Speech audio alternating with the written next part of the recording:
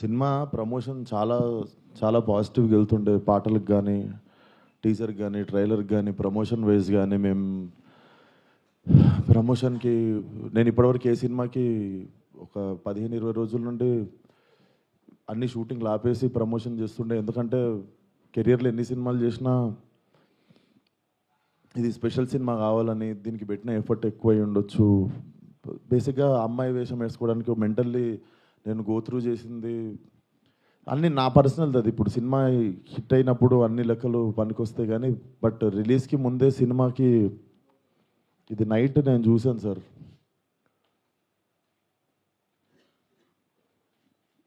14th Feb morning Laila movie HD print link పెడతా.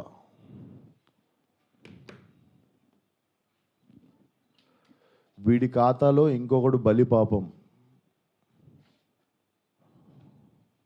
అంటే 25,000 ట్వీట్లు వేశారు బాయ్కాట్ లైలా అని చెప్పి. Boys get ready, boycott Laila అంటే నాకు అర్థం కావట్లేదు సార్. వీడి ఖాతాలో ఇంకోటి బలి అంటే ఖాతాలో బలి ఎందుకు కావాలి సార్? నేను అంటే మేము ఒక సినిమా తీసినప్పుడు 100 మందిలో ఒకడు తప్పు చేస్తే 99 మందిని మనము ఎలిమినేట్ చేసేద్దామా? అంటే నాకు ఒక రకంగా కూడా అనిపించేది ఏంటంటే,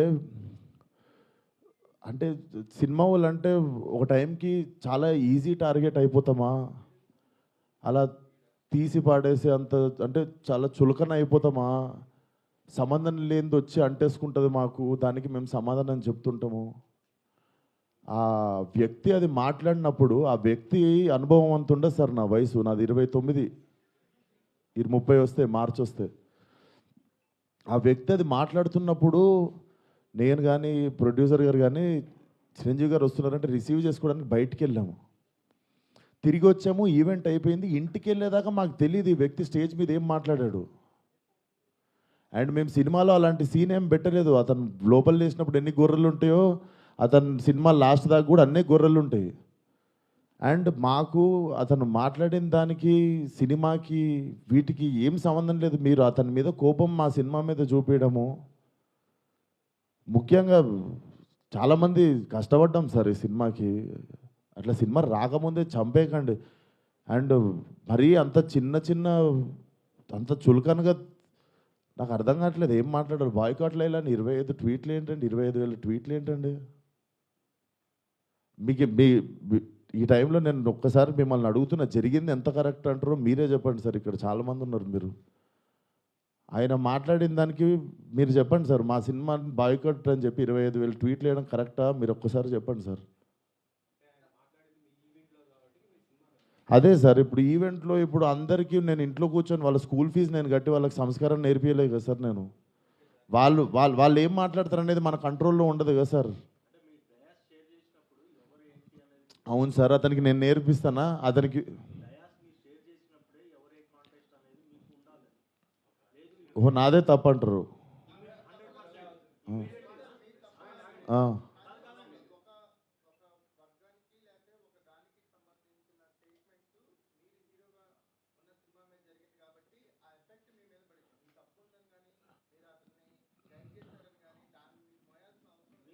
నేను అదే అంటున్నా, నేను కానీ ఇప్పుడు నా మీద పడింది కదా. నేను నేను ఇప్పుడే చెప్తున్నా కదా సార్. మేము చిరంజీవి గారిని రిసీవ్ చేసుకోవడానికి వెళ్ళాం. మేము కూడా ఇంటికి వెళ్ళిన తర్వాత చూసాము. మీరు నేను చెప్పింది అబద్ధం అయితే పోయి ఈవెంట్ వీడియో చూసుకోండి. అతను మాట్లాడినప్పుడు మా మీద కెమెరా లేదు, ఎందుకంటే మేము లేము అక్కడ. నేను సావు గారు రిసీవ్ చేసుకోవడానికి వెళ్ళాం. మీకు తెలుసు ఎంత గోలగోలగా ఉంటుందో ఈవెంట్ అయిపోయింది, ఇంటికి వెళ్ళిపోయాము. ఇంటికి వెళ్ళిపోయిన తర్వాత చూసి షాక్. ఇది ఆయన ఎప్పుడు మాట్లాడండి, ఇది అసలు ఇవన్నీ ఎప్పుడు జరిగినాయి అని మేము షాకు. ఎందుకంటే ఈవెంట్ అయిపోయిన తర్వాత మేము కూర్చొని డిన్నర్ చేస్తున్నాము, అంత అయిపోయింది. ఇంటికి వెళ్ళిపోయిన తర్వాత సడన్గా ఈ హ్యాష్ ట్యాగ్ చూసి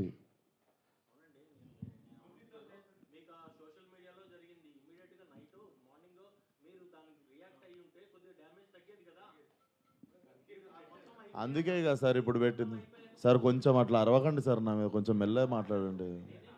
అరవకండి. ఇప్పుడు ఆల్రెడీ బాధ చెప్పుకుంటూ ఉంటే సరే సార్. మీకు మీ అందరికీ చూస్తున్న జనాలకి క్లారిటీ ఇవ్వడానికే వచ్చినాం ఇక్కడికి.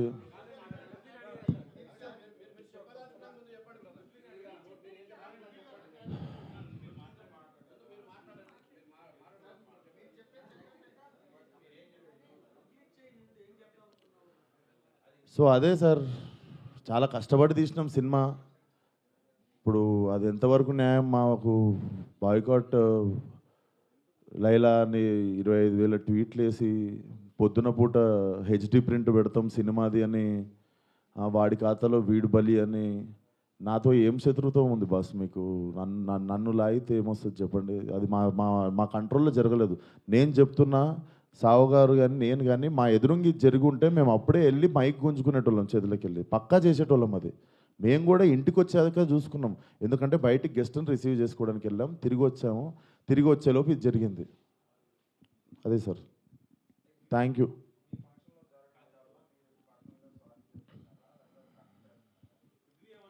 ఇప్పుడు నా సినిమా రిలీజ్ కావాలి కదా సార్ 2 రోజుల్లో. సార్ నాకు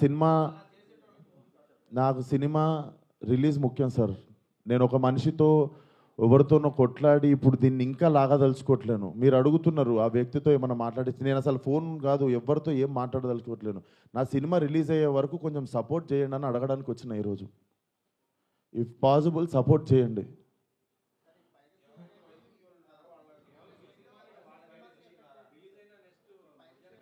చెప్తున్నా సార్, ఇక్కడ ఓపెన్గా నాకు పెడుతురు కదా, ఓపెన్గా నాకు డైరెక్ట్ థ్రెట్ ఇస్తురు కదా. నేను అందరికీ చెప్పేది ఒకటే సార్, మా కంట్రోల్లో లేకుండా ఒక మనిషి చేసిన తప్పుకి మా సినిమాని బలి చేయకండి. ఇది కైండ్ రిక్వెస్ట్ అంతే మేము అడిగేది.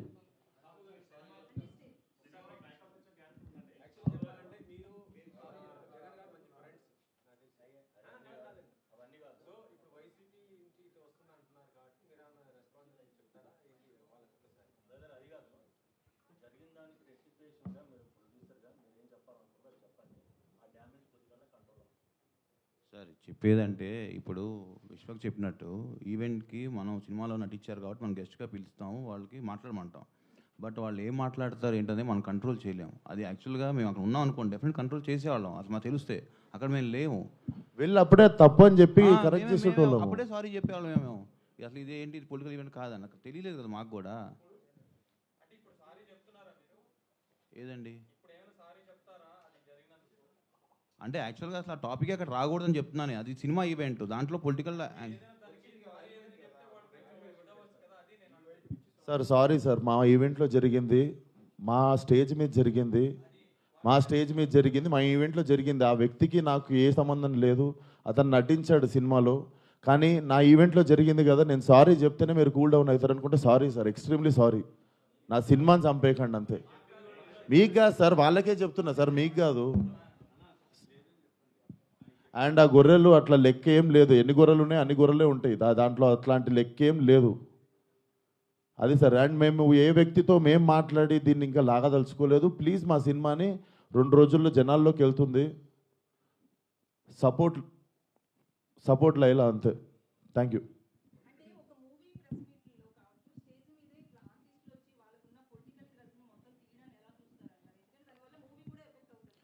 మేడం, నా వయసు రాజకీయం మాట్లాడేంత వయసు నాకు లేదు.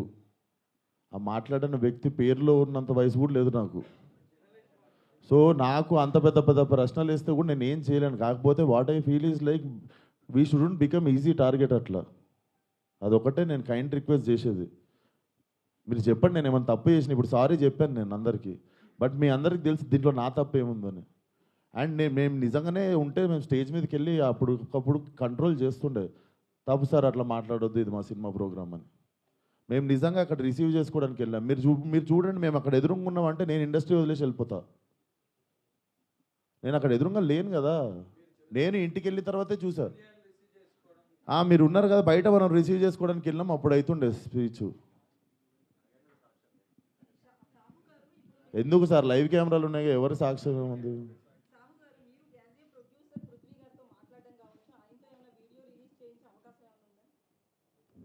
ఏమండి ఇప్పుడు అది సినిమాకి సంబంధం లేని టాపిక్ ఫస్ట్ థింగ్. ఇప్పుడు ఏంటంటే